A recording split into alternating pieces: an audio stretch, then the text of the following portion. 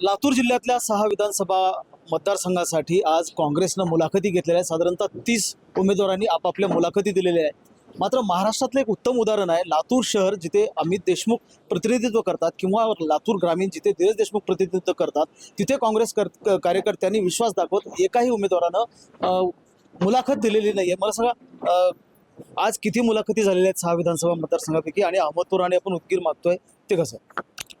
29 उमेदवारांनी लातूर जिल्ह्यामध्ये आमच्याकडं उमेदवारीची मागणी केली होती। त्या सर्वांना आम्ही निमंत्रित देऊन आज या ठिकाणी बोलवलं होतं। सर्वांनी आमच्या पुढे येऊन उमेदवारीची माहिती दिली आणि आम्ही विचारलेल्या प्रश्नाची त्यांनी उत्तरं दिली। अहमदपूर आणि उदगीर हे दोन्ही मतदारसंघ, याच्यामध्ये पूर्ण ताकद ही काँग्रेसचीच आहे। आणि सध्या तिथं असणारे 2 विद्यमान आमदार जे आहेत ते राष्ट्रवादी काँग्रेस पक्षाचे होते, ते अजित पवार गटाबरोबर भाजपबरोबर गेलेले आहेत। आणि आता अजित पवार गट आमच्या आघाडीमध्ये नाही, आणि म्हणून काँग्रेस, राष्ट्रवादी काँग्रेस शरद पवार आणि शिवसेना उद्धव बाळासाहेब ठाकरे अशी आमची आघाडी आहे। आणि या आघाडीमध्ये सगळ्यात जास्त या तिन्ही पक्षामध्ये, त्या दोन्ही विधानसभा मतदारसंघामध्ये काँग्रेसचे कार्यकर्त्यात जाळ आहे। आमचं संघटन आहे, सगळ्या संस्था तिथल्या आमच्या आहेत, आणि तिथली नगरपालिका आमची आहे, मार्केट कमिटी आमची आहे, आणि तिथं कार्यकर्त्याचं आमचं जाळ आहे।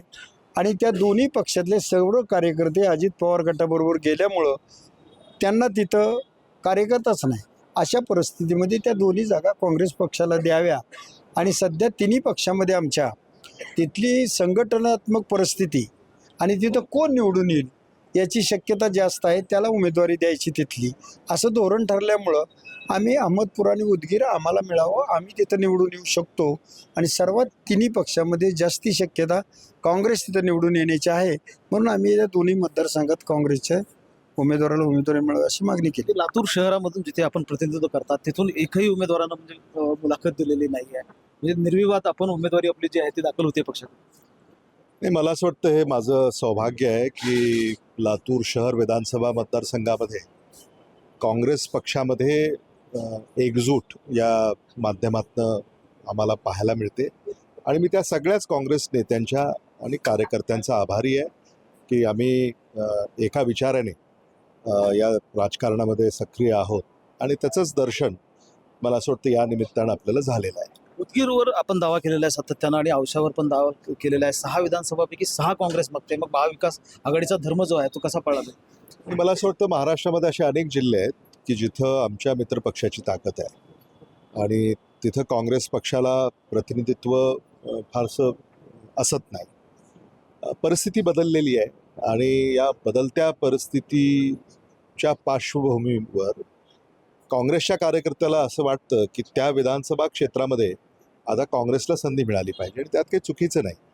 शेवटी आपण गुणवत्तेवर तिकीट वाटप करतो, आणि मला विश्वास आहे की आमचे मित्रपक्ष, मग त्यात राष्ट्रवादी काँग्रेस पक्ष, शरदचंद्र पवार किंवा शिवसेना उद्धव बाळासाहेब ठाकरे, हे देखील त्या मताशी सहमत आहेत।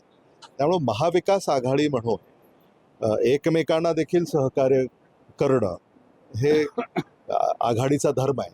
त्यामुळे त्याचं पालन करून आम्ही हा लढा उभा करतोय, आणि महायुतीचं सरकार राज्यामध्ये जे सत्तेवर आहे त्याला खाली खेचण्याचं काम जनतेच्या आशीर्वादानं आपल्याला करायचं। लातूर ग्रामीणमधून देखील एक जे विद्यमान आमदार आहेत धीरज देशमुख यांचीच म्हणजे उमेदवारी दाखल झालेली आहे। कुठल्याही एका कार्यकर्त्यांना किती सोपी वाटते निवडणूक?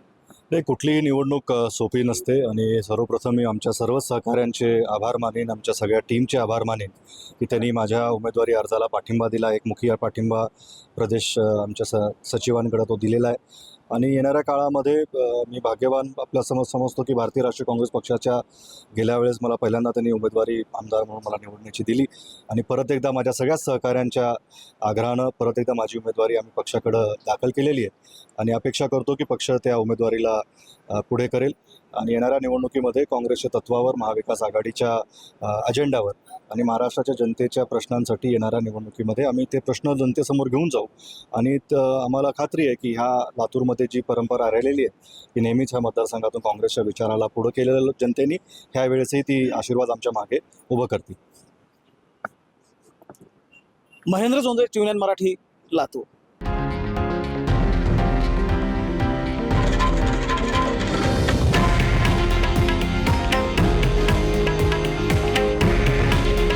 हे आहे देशातील नंबर 1 न्यूज नेटवर्क आणि आपण पाहत आहात TV9 मराठी. काळजी तुमची, हित महाराष्ट्राचं.